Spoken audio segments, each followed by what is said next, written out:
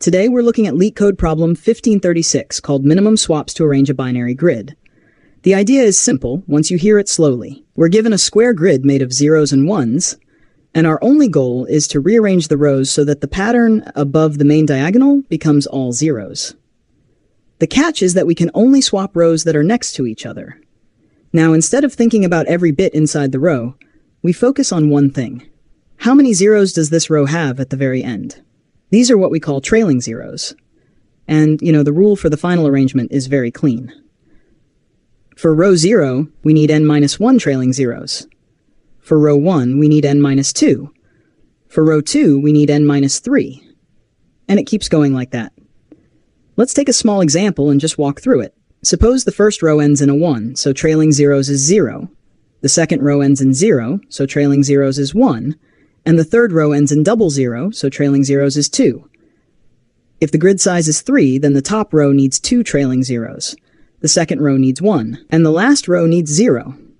So all we do is start at the top, look downward, find the first row that meets that requirement, and then pull it upward step by step. Every upward move counts as one swap.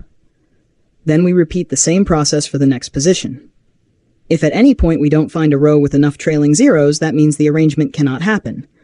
The logic stays very steady. Position I needs a certain number of trailing zeros. Find a row below that has it. Bring it up. Count the movements. Move on to the next row. That's it. Now let me explain how the code basically follows this exact thought. First, we count how many trailing zeros each row has and store it in a list. Then, for every position, we look downward until we find a row that has enough zeros. Once we find it, we add the difference between its index and the target position to our swap count. Then we pull that row upward in our list by shifting elements, so we don't physically swap it many times, we just move it in the list.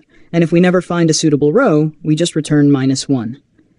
So the code is literally implementing the same steps we already walked through in our heads.